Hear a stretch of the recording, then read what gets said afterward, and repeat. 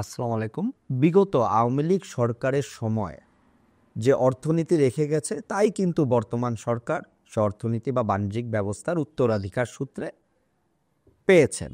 সেই বিষয়ে একটু ব্যাখ্যা দিলে আমরা দেখতে পারি যে বিগত সরকারের সবচেয়ে দুর্নীতিগ্রস্ত অর্থনীতি এবং বাজার ব্যবস্থা সবচেয়ে দুর্নীতিগ্রস্ত খাত ছিল ব্যাংক খাত, এবং তার পরবর্তীতে ছিল যেমন ব্যাংক খাতে আমরা যদি একটু বিশ্লেষণ করি দেখা যায় যে তারা ঋণ বিতরণে অনিয়মের অভাব ছিল না, এবং ঋণ আদায়ের ক্ষেত্রে ছিল অপেশাদারিত্ব, এবং তারা ঋণ অবলোপনের নামে যেভাবে এনজিওরা কাজ করে ঋণ অবলোপন করে তাদের মানে বাৎসরিক রিপোর্টটাকে অনেক ফুলে ফেপে বড় দেখানো হয়, সরকার ঠিক বাংলাদেশ ব্যাংক বা বর্তমান সরকারের অর্থ মন্ত্রণালয় সেই ব্যবস্থার একটা প্রকল্প হাতে নিয়েছিল। তারা ঋণ অবলোপনের মাধ্যমে তাদের বাংলাদেশের যে অর্থনৈতিক অবস্থাকে অনেক ফুলে ফেপে বড় করে দেখানোর চেষ্টা করেছিলেন।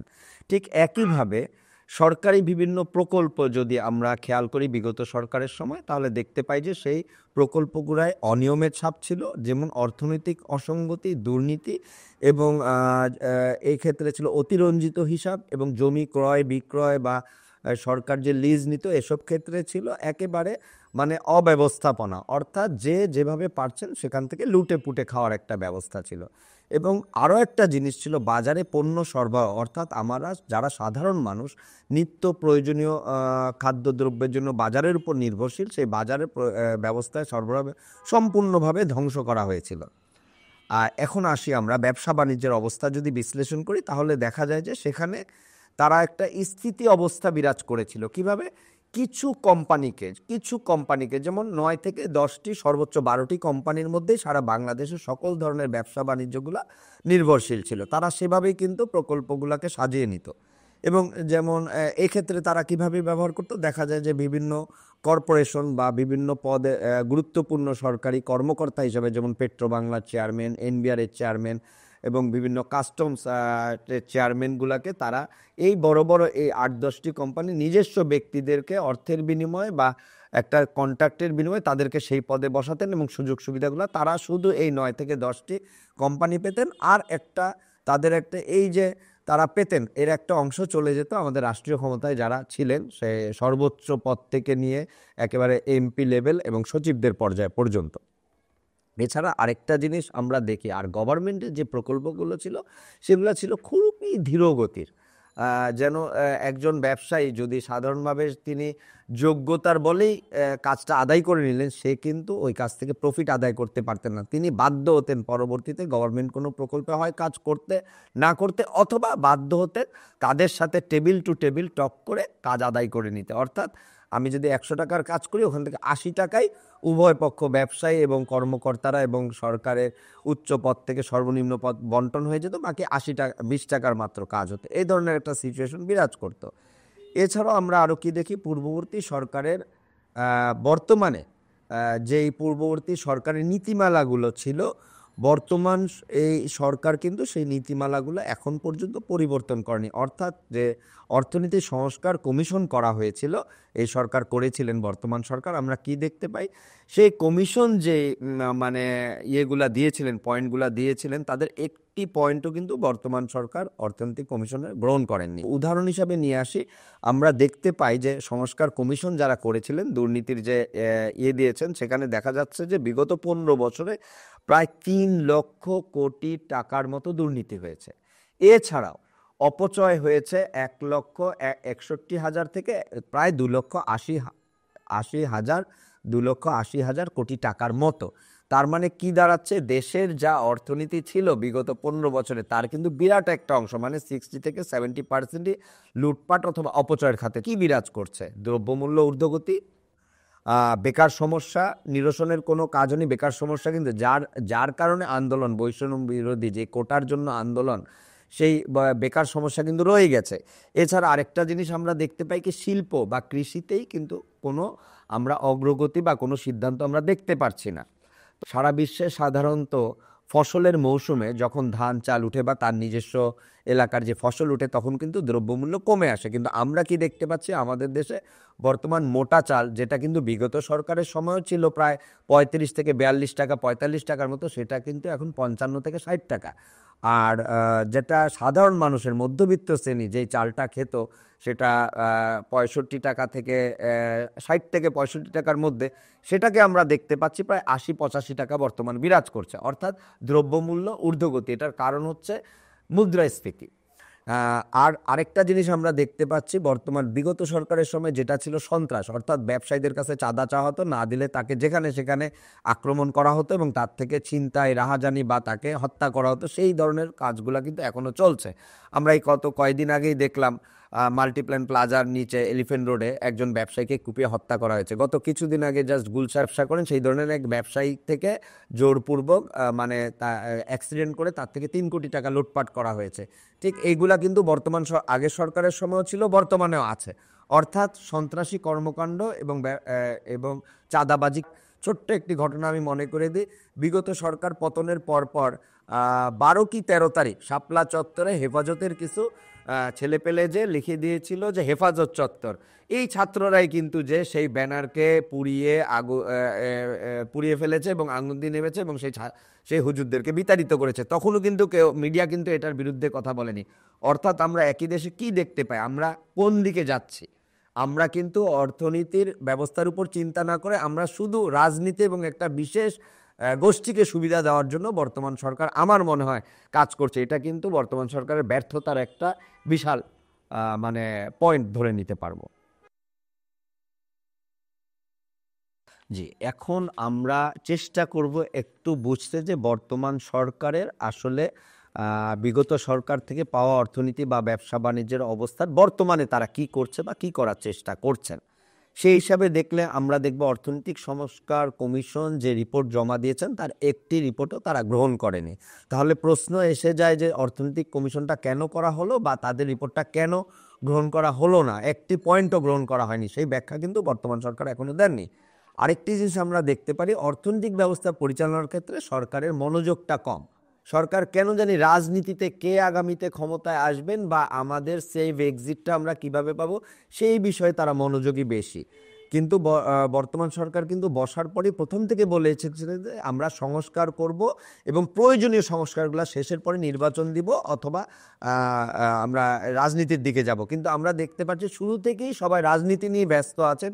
দেশের আপামর জনগণের মানে চিন্তাধারা বা তাদের অবস্থা কি হবে, আমরা তো আর সাধারণ জনগণ, আমরা তো রাজনীতি করি না, তো যারা রাজনীতি আমরা করি না তাদের অবস্থা কি হবে এই ব্যাপারে কিন্তু বা তারা কিভাবে দিন যাপন করবে এই ব্যাপারে কিন্তু বর্তমান সরকারের কোনো মনোযোগী নেই।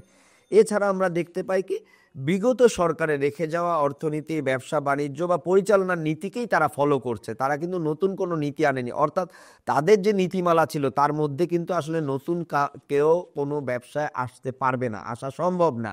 অর্থাৎ সেই মুষ্টিমেয় 9 থেকে 12টি কোম্পানির মধ্যেই কিন্তু সীমাবদ্ধ এবং সরকারি প্রকল্পগুলো তাদের মধ্যে বন্টন হচ্ছে। এছাড়াও আরেকটা সবচেয়ে দুঃখ, অর্থাৎ আমাদের দেশ কিন্তু দুটোই জিনিসের উপর আমাদের অর্থনীতি মূলত নির্ভরশীল। প্রথমটি হচ্ছে রেভিডেন্স এবং দ্বিতীয়টি হচ্ছে আমাদের গার্মেন্ট শিল্প। তো গার্মেন্ট শিল্পর উপরও আমাদের থ্রেড আছে। কেন থ্রেড আছে সে ব্যাপারে বলতে যেহেতু কাঁচামাল তো আমাদের দেশে কিছুই পাওয়া যায় না, তুলা বলেন পাওয়া যায় না, সুতা বলেন পাওয়া যায় না, রং বলেন পাওয়া যায় না, অথবা যে চেন বুতাম বা অন্যান্য ম্যাটেরিয়াল সবই আমাদের আমদানি করতে হয়, ইম্পোর্টের উপর নির্ভরশীল। অর্থাৎ আমাদের গার্মেন্ট শিল্প কঠিন একটা থ্রেডের মধ্যে দিয়ে যাচ্ছে, যদিও আলহামদুলিল্লাহ এখনো চলছে। আর বলতে গেলে রেভিডেন্সের কথা, যেই দেশটা চলে রেভিডেন্সের উপর তার অর্থনীতি আসলে নিয়ে আলোচনা করাটা, এই জন্য আমি আসলে এই অর্থনীতি নিয়ে আলোচনা করতে খুব কষ্টবোধ করি। কারণ রেভিডেন্স হচ্ছে প্রতিটা দেশেরই জনগণ, আমেরিকার জনগণও কিন্তু রেভিডেন্স আদায় করে, কিন্তু কথা হচ্ছে তাদের কেউ বিদেশ থেকে টাকা পাঠালাম না এই জন্য কিন্তু সরকারের পতন ঘটে না বা এই জন্য দেশের অর্থনীতি স্থির হয় না। কিন্তু আমাদের দেশে দেখা যাচ্ছে যে রেভিডেন্সের উপর আমাদের রাষ্ট্রের কিন্তু অর্থনৈতিকভাবে অত্যন্তভাবে নির্ভরশীল। এর কুফলটা আমি একটু পরে বলছি।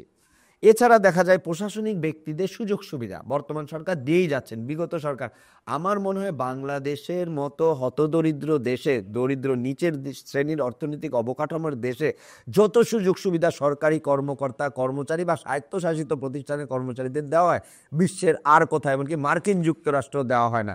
যেমন উদাহরণ হিসাবে আমরা জানি যে মানে ট্রাম্প কয়েকদিন আগেই মাত্র আমেরিকার প্রেসিডেন্ট, এবং যেদিন সে প্রেসিডেন্ট হলেন সেদিনই কিন্তু তিনি সারা বিশ্বে তার সকল ধরনের কর্মকাণ্ড, অর্থনৈতিক কর্মকাণ্ড যেগুলো তিনি ডোনেট করতেন, সেই ধরনের ফান্ডগুলোকে তিনি স্থগিত করেছেন। বলেছেন আগামী 90 দিনের মধ্যে আবার সেটা রিভিউ হবে, রিভিউয়ের পরে আমরা আবার যেটা যেটা আমাদের চালাতে হবে সেগুলা দিব, অন্যথায় অন্যগুলাকে আমরা স্থগিত করব। সেই জায়গায় আমরা কি দেখছি, আমাদের সরকার সরকারি কর্মকর্তাদের মহার্ঘ ভাতা বৃদ্ধি করেছেন।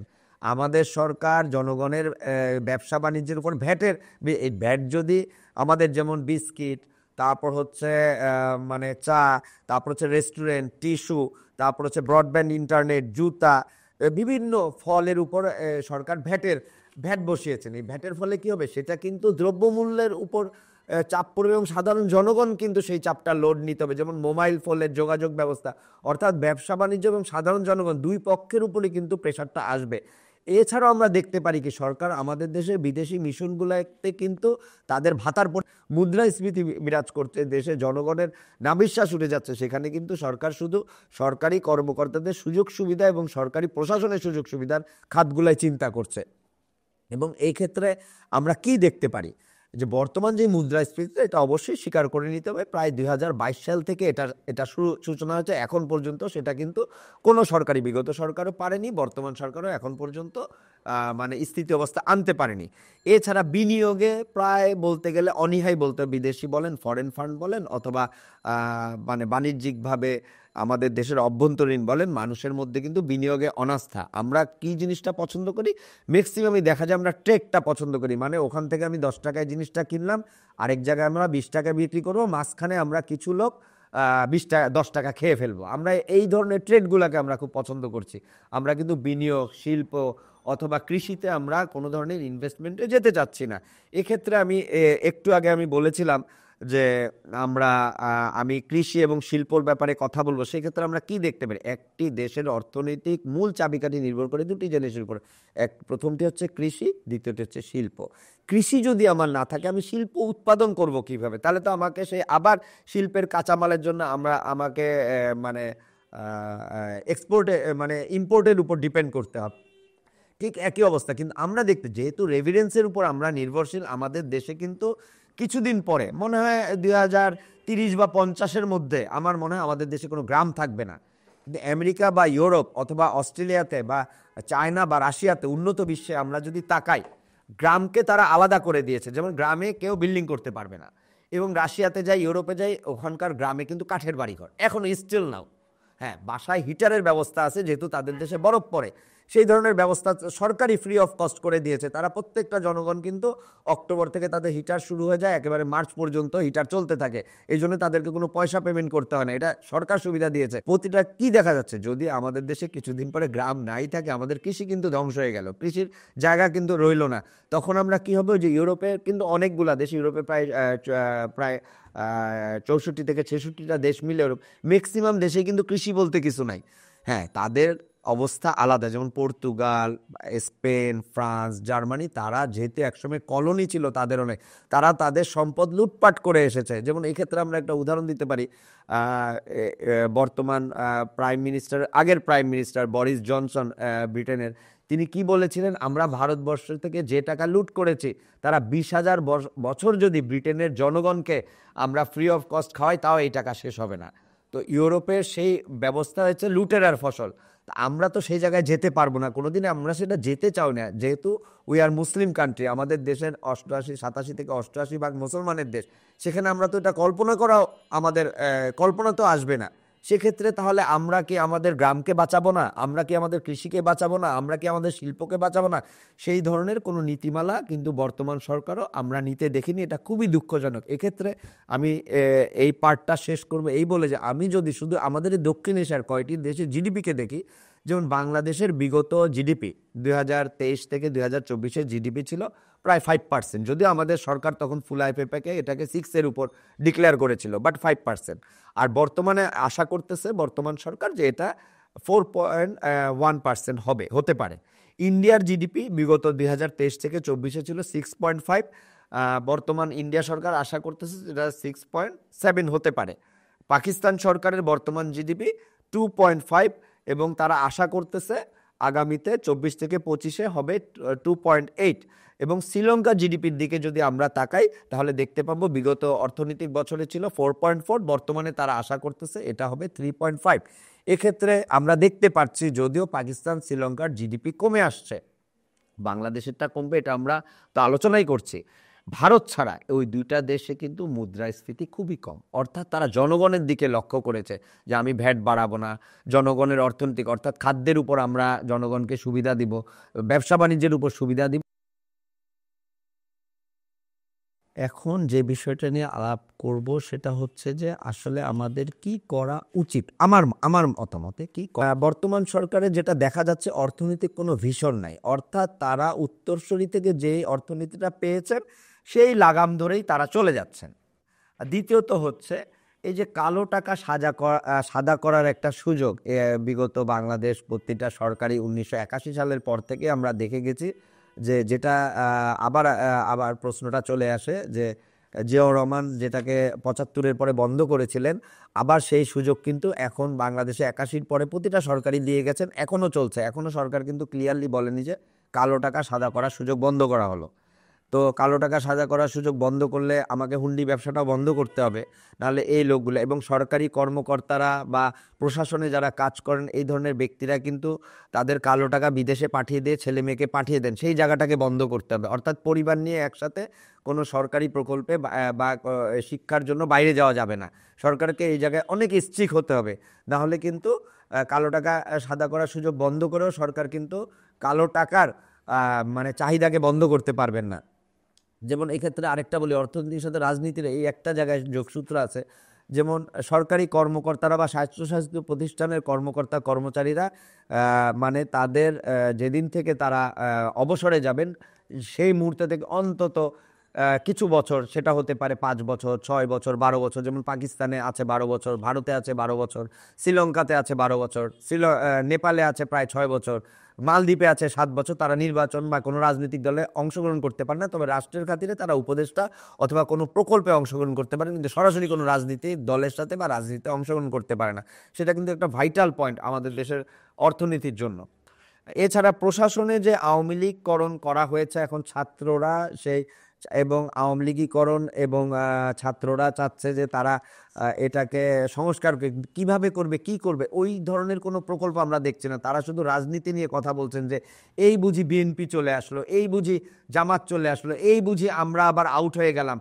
অর্থাৎ সরকারকে রাজনীতিটাকে কঠোর হস্তে কিছুদিনের জন্য বন্ধ করা উচিত ছিল। অর্থাৎ তারা যেহেতু বলেছেন, আসলেই বাস্তব কথা, অনেকগুলা জায়গায় সংস্কার করতে হবে। গত 15 বছরের জঞ্জাল, এর আগেও জঞ্জাল ছিল, বিভিন্ন সময়ের জঞ্জালগুলো আমরা মানে বাইর করতে পারিনি, সেই জঞ্জালগুলো সরানোর জন্য সরকারকে অবশ্যই কঠোর হস্তে রাজনীতি, যেমন প্রথমেই যেমন আমরা দেখি কিন্তু 91 সালে কি হয়েছিল, 91 সালে নির্বাচনের পরেও কিন্তু যেই জাতীয় পার্টির বিরুদ্ধে স্বৈরাচারের আন্দোলন করে বিএনপি, আওয়ামী লীগ, জামাতে ইসলাম একসাথে আন্দোলন করে জাতীয় পার্টিকে বিতাড়িত করেছিল, সেই জাতীয় পার্টি কিন্তু 17টি আসন পেয়েছিল। পরবর্তীতে উপনির্বাচনে তারা 4টি আসন বিএনপির কাছে হারায়, তা পরবর্তীতে সেই পার্লামেন্টে তাদের 13টি আসন ছিল। অর্থাৎ এই সরকার কিন্তু আওয়ামী লীগ এবং জাতীয় পার্টিকে রাজনৈতিকভাবে নিষিদ্ধ করা উচিত ছিল, এবং ছাত্রলীগকে নিষিদ্ধ করা, শুধু এই পার্টিগুলোকে নিষিদ্ধ করে তাদের যে ব্যক্তিগুলো ছিল তাদের লিস্ট দিয়ে নিষিদ্ধ। এখন কেউ যদি বলে যে আমি তখন নিজের স্বার্থে তখন আমি ছাত্রলীগ করতাম, এখন কিন্তু আসলে আমি শিবির করি, এই ধরনের লোকগুলোকে সবার আগে আসলে রাজনীতি থেকে বের করে দেওয়া উচিত। তার মানে এরা তো সুবিধাবাদী। তো এই যে ছোট ছোট বাচ্চাদের উপরে 2017 সালে হামলা হয়েছিল, এ দায় কে নিবে? এ দায় তো তাহলে তোমাদেরও নিতে হবে। তো সরকারকে অবশ্যই, অর্থাৎ আমি বলবো না কি পরিকল্পনা ওনারা করবেন, অবশ্যই রাজনীতি এবং অর্থনৈতিক ক্ষেত্রে কঠোর হস্তে দমন করতে হবে। এছাড়া সরকারকে আমাদের যে পণ্য সরবরাহ, অর্থাৎ আমাদের যে খাদ্য পণ্য সরবরাহের ক্ষেত্রে এই যে চাঁদাবাজিগুলা ছিল, আগে সেটা একটি দল করতো, এখন আরেকটি দল করছে, এবং তারা করছে, এবং তারা যেখানে যেখানে ভাগ দেওয়ার দিচ্ছে এটাকেও কঠোর হস্তে দমন করতে হবে। অর্থাৎ কোনো ধরনের চাঁদাবাজির কোনো ধরনের ইনফরমেশন, অথবা ঢাকার বাইরে যে জায়গায় পণ্যটার মূল্য কত তার সাথে সরকার বলে দিবে যে ট্রান্সপোর্ট খরচে তো ঢাকায় বিক্রি হবে এত টাকার বেশি 1 টাকাও কেউ বিক্রি করতে পারবে না, দরকার হলে পণ্য নষ্ট হয়ে যাক, আমরা ফ্রি অফ কস্ট জনগণকে খাওয়াবো টিসিবির মাধ্যমে। সরকারি ধরনের কঠোর অস্ত্রে না গেলে কিন্তু পণ্য সরবরাহে চাঁদাবাজি বন্ধ না। এছাড়াও রাস্তাঘাটে যেসব চাঁদাবাজি হচ্ছে সেগুলা তো সরকার পারবে, এটা তো কোনো ব্যক্তি বিশেষ আমি কেন আরও 100 জন মিলে চিৎকার দিলেও সেটা বন্ধ হবে না। অর্থাৎ সরকারকে অনেক ক্ষেত্রেই কঠোর হতে হবে সংস্কার করার জন্য এবং এ ধরনের সন্ত্রাসী কর্মকাণ্ড এবং চাঁদাবাজি থেকে রাষ্ট্রকে উত্তরণ করার জন্য। এখন আমি সর্বশেষে যেই জায়গাটায় আসবো সেটা হচ্ছে আমাদের কৃষি এবং শিল্প ক্ষেত্রে অবশ্যই সরকারকে সঠিক সিদ্ধান্ত নিতে হবে যে আমরা কি এই যে গ্রাম বাংলা রাখবো না আসলেই রাখবো না। কারণ সে একটা ঘর বানাবে বিদেশে, আজকে সে ওখানে কাজ করছে, একসময় তার বয়স 50 হবে, 55 হবে, 65 হবে, তারপর সে কাজ করতে পারবে না, সে দেশে ফিরে আসবে, তার ছেলে মেয়েকে তো সে ইংলিশ মিডিয়ামে পড়েছে, তখন তো পাঠাবে না বিদেশে মানে ম্যান পাওয়ারের কাজ করতে, তখন তার এই বাড়িটা কিন্তু আমাদের জন্য বিষ ফোড়ার মতো হয়ে দাঁড়াবে। অর্থাৎ সে তো কৃষি জমি নষ্ট করে একটা 5 তলা 6 তলা 10 তলা বাড়ি করে রেখে দিচ্ছে গ্রামের মাঝখানে, সেখানে তো আমার ফসলি জমি নষ্ট হচ্ছে, ছায়া পড়ে পাশের জমিতে কেউ চাষ করতে পারছে না। এই ধরনের উদাহরণ কিন্তু আমাকে বলতে হবে না, আমরা একটু গ্রাম বাংলার দিকে একটু যদি হেঁটে যাই তাহলে কিন্তু দেখতে পারবো যে কেউ একজন বাড়ি উঠায় রেখে দিচ্ছে 3 তলা, পাশে 3-4 বিঘা 20 বিঘা জমি কেউ চাষ করতে পারতেছে না। তা এই ধরনের জিনিসগুলো এবং শিল্প কারখানা কোথায় হবে, কোন অঞ্চলে হবে, এই ক্ষেত্রে আমরা চীন এবং রাশিয়ার উদাহরণ নিতে পারি। তাদের যেসব শহরে শিল্প কারখানা হয় ওই অঞ্চলে কিন্তু মানুষ বসবাসে, সাধারণ মানুষের জন্য বসবাস করা নিষিদ্ধ, অর্থাৎ তাদের শ্রমিকরাই শুধু ওখানে কলোনি করে থাকে। আমরা উদাহরণগুলো নিতে পারি। অর্থাৎ বর্তমানকে কিন্তু আমাদের দেশে সাজানোর জন্য একটা বিরাট সুবর্ণ সুযোগ এসেছে। এই সুযোগ যদি আমরা হেলায় ফেলায় ছেড়ে দিই তাহলে কিন্তু আমাদের দেশের জন্য মানে আমার মনে হয় আগামী 200 বছরে আমরা সেই প্রায়শ্চিত্ত ভোগ করতে হবে। এবং বর্তমান সরকারকে কিন্তু ঠিক আগের যেরকম জাতীয় পার্টিকে বা আওয়ামী লীগকে এখন মানুষ স্বৈরাচার বলছে বা এই যে মানে তাদের কে দুঃশাসনের গল্প বলছে, ঠিক বর্তমান সরকারকেও কিন্তু বলবে তাদের সম্পর্কে মানুষ কিন্তু খারাপ কথা নিয়ে আসবে এবং তাদেরকে গালির চোখে দেখবে, খারাপ চোখে দেখবে যদি তারা সঠিক সিদ্ধান্ত না নিতে পারে। এক্ষেত্রে আমি সর্বশেষে আসি এভাবে বলি, যেহেতু আমি ফর্মার প্রেসিডেন্ট আইআইআরও, সেক্ষেত্রে ধর্মের বিষয় দিয়ে আমি শেষ করব। আমাদের প্রিয় নবী হজরত মোহাম্মদ সাল্লাল্লাহু আলাইহি ওয়াসাল্লাম বলেছেন 10 ভাগের 8 ভাগই আল্লাহর রহমত রয়েছে ব্যবসা বাণিজ্যে। তো সেই কথাটা যদি আমরাকে মেনে নিই অ্যাজ এ মুসলমান, মেনে নিতে হবেই আমাকে, সেটার উপর যদি আমি বিশ্বাস না করি তাহলে তো আমার ইমানই থাকবে না। তাহলে আমরা কি দেখতে পাই, আমাদের এই যে প্রকল্প বা ব্যবসা বাণিজ্য টেবিল টু টেবিল টক হয়ে আমরা বিতরণ করছি বা দিচ্ছি, ব্যাংক ক্ষেত্রে আমরা এমন একটা সিস্টেম করে রেখেছি শুধু 12-13টা কোম্পানি সব লোনগুলা নিয়ে যাবে, তারা ঋণ শোধ না করলেও তারা কিন্তু মানে রিভিউ লোন নিচ্ছে। আবার অনেকে আছে ইয়াং ছেলে, কোনো একটা নতুন প্রকল্পে তাকে কোনো লোন দেওয়া হচ্ছে না যেহেতু সে কোনো মর্টগেজ রাখতে পারছে না। সেই ক্ষেত্রে আবার বেকার সমস্যা দূরীকরণের জিনিসটাও চলে আসবে। যেমন এক্ষেত্রে আমরা দুটা গল্পের উদাহরণ দিয়ে আমি শেষ করব। একজন ইয়াং ছেলে নবীজি হুজুরে পাক হযরত মুহাম্মদ সাল্লাল্লাহু আলাইহি ওয়াসাল্লামের কাছে এসে আমরা জানি কিছু সাহায্য চাইলেন। তখন তিনি কি বললেন, তোমার কি আছে? বললেন, আমার হুজুর কিছু নেই। তোমার বাড়িতে কি আছে? তখন উনি বললেন যে আমার বাড়িতে মানে সামান্য একটি কুঠার আছে। তখন তো উনি বললেন যে কুঠারটি নিয়ে আসো। এবার বললেন এই কুঠারটা নিয়ে তুমি বনে যাও, বনে যে গাছ কাটো, সেই বনের ধারে বসে কাঠ বিক্রি করো। তাহলে উনি কি দেখালেন, একটা ইয়াং ছেলেকে উনি কিন্তু এখানে কিন্তু কোনো মর্টগেজেরও বিষয় আসেনি, ওনাকে কিছু বিক্রিও করতে হয়নি, উনি তাকে লাইনটা দেখাই দিলেন যে তুমি কিভাবে ব্যবসাটা করবা। ঠিক একই জিনিস একজন বৃদ্ধ মহিলা এসে নবীজির কাছে কিছু সহযোগিতা চাইলেন। তখন নবীজি তাকে বললেন যে ওই মাঠে একজন লোক কিছু দেখবা ফসল উঠাচ্ছে, তার কাছে যে আমার কথা বলো। তখন ওই মহিলা যখন তার কাছে গেলেন তখন দেখলেন যে একটি পিঁপড়া একটা ধানের বা গমের শীষ নিয়ে দৌড়ায় যাচ্ছে। উনি ওই পিঁপড়াটাকে ধরে মুখ থেকে গমের শীষটা বা ধানের শীষটা খুলে আবার সেই গমের যেখানে গম রাখে ভান্ডারে রেখে দিচ্ছে, পিঁপড়াটাকে ছেড়ে দিচ্ছে। এই দেখে বুড়ি মহিলার তার কাছে গেলেন না, তিনি আবার ফিরে আসলেন রাসূলুল্লাহ সাল্লাল্লাহু আলাইহি ওয়াসাল্লামের কাছে। নবীজি বললেন, তুমি কি তাকে কিছু বলেছো? বললেন, না বললি। তুমি বললো যে আবার যাও। এখন যে দেখলেন উনি যারা ওখানকার কর্মচারী ছিলেন তারা ঝাড় দিয়ে ধানগুলাকে বা গমের শীষগুলাকে এক জায়গায় নিয়ে আসছিল, কিছু ধান দূরে চলে গেছে, উনি তখন তাদেরকে দিয়ে আবার সেই জায়গায়। তখন এই বুড়ি চিন্তা করছে যে লোকটা একটা ধানের শীষ বা গমের শীষ দূরে পড়ে গেলে সেটাকেও নিয়ে এসে কর্মচারীদের বকাঝকা করতেছে, সে আমাকে কি দান করবে। সে আবার ফিরে আসেন। এবার নবীজি হাসতেছেন, বলতেছেন, তুমি কি তার কাছে গিয়েছো? বলতেছেন, না, আমি তার কাছে কিছু চাইনি, কারণ সে দেখলাম এই অবস্থা করছে। তখন বললেন, তুমি যে আমার কথা বলো, তুমি কোনো দিকে তাকাবে না। এবার তৃতীয়বার যখন পাঠালেন, এবার উনি সে তার কাছে গেলেন, তিনি ছিলেন হজরত ওমর রাদিয়াল্লাহু তাআলা আনহু, যে বললেন যে আমাকে ওই যে রাসূলুল্লাহ সাল্লাল্লাহু আলাইহি ওয়াসাল্লাম আপনার কাছে পাঠিয়েছে, আমাকে কিছু সাহায্য করেন।